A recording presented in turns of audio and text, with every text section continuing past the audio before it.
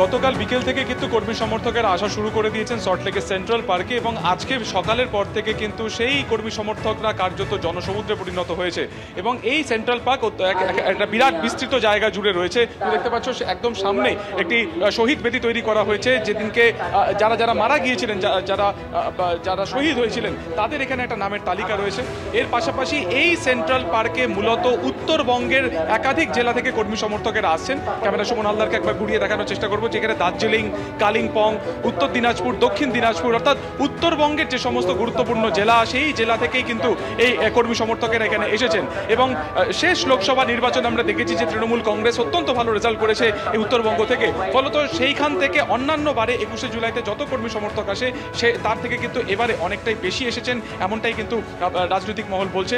এবং তোমাকে দেখানোর চেষ্টা করবো, একদিকে যেমন দক্ষিণ দিনাজপুরে টেন্ট করা হয়েছে, অন্যদিকে উত্তর দিনাজপুরে টেন্ট, অন্যদিকে তোমার কোচবিহার, দার্জিলিং, অর্থাৎ প্রত্যেকটি আলাদা আলাদা যে টেন্ট রয়েছে সেখানে কর্মী সমর্থকেরা থাকবেন। এবং এখানে আসার পরই প্রথমে যে ব্যবস্থাপনা দেখানোর চেষ্টা করবো, যে একটি অনুসন্ধান অফিস করা হয়েছে, সেই অনুসন্ধান অফিসে গিয়ে তারা সেখানে রেজিস্ট্রেশন করছেন, কতজন এসেছেন সেটা সেখানে একেবারে নথিভুক্ত করতে হচ্ছে।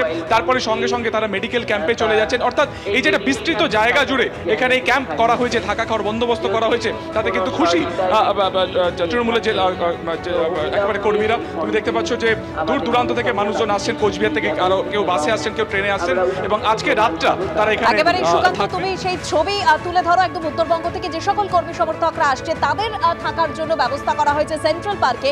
অন্যদিকে আমরা ক্ষুদিরাম অনুশীলন কেন্দ্রে চলে যাব, সেখানে ঠিক কি কি ব্যবস্থা করা হয়েছে, প্রস্তুতি কতটা রয়েছে সেখানে সরাসরি কথা বলবো। অরিত্রিক ভট্টাচার্য রয়েছে আমাদের সঙ্গে। অরিত্রিক,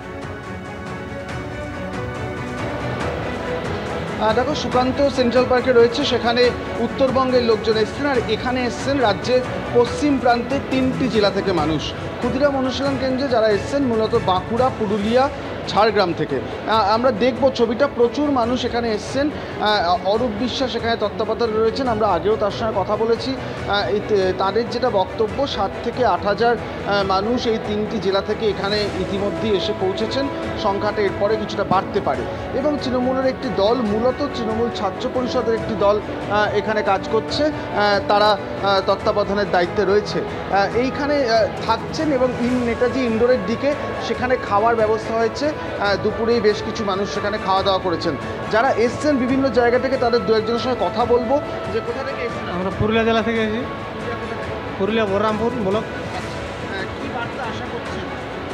দিদি এমনিতে তো প্রচুর কাজ করেছে, দিদিকে সেই জন্য পশ্চিমবাংলার মানুষ দুহাত তুলে আশীর্বাদও করেছে। দিদি আমাদের গরিব দুঃখী মানুষের জন্য 74টা যে প্রকল্প চলছে তাতে বহুত মানুষ উপকৃত হচ্ছে।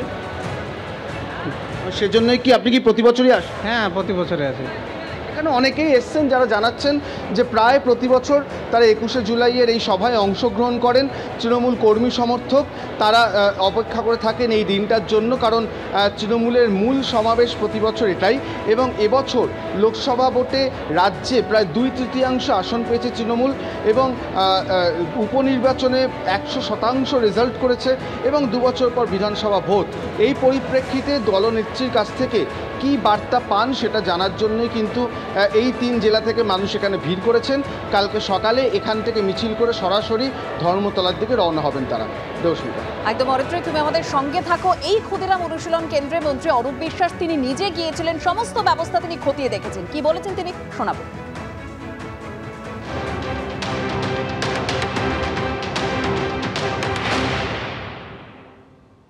এখন পর্যন্ত আমাদের কাছে যা হিসেব, প্রায় 7-7.5 হাজার মানুষ তারা চলে এসছেন, মানে আমাদের দলের কর্মী সমর্থক নেতৃত্বরা চলে এসছেন।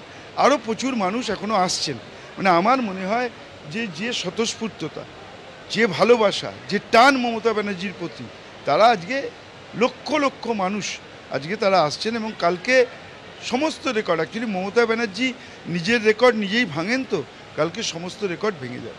আমরা যারা তৃণমূল কংগ্রেসের কর্মী, আমরা সবাই মুখিয়ে আছি যে কালকে আমাদের দলনেত্রী, সর্বময় নেত্রী মমতা বন্দ্যোপাধ্যায় কি বার্তা দেন, সেই বার্তাকে পাথেয় করে আগামী দিন আমরা এগিয়ে চলব এবং 2026কে সামনে রেখে লড়াই করব। আমাদের লড়াই মূলত হচ্ছে মানুষের উন্নয়ন, বাংলার উন্নয়ন, বাংলাকে বিশ্বের দরবারে তুলে ধরা। আর কিছু মানুষ আছেন যাদের সঙ্গে মানুষ নেই, ফাটা ফুটবল।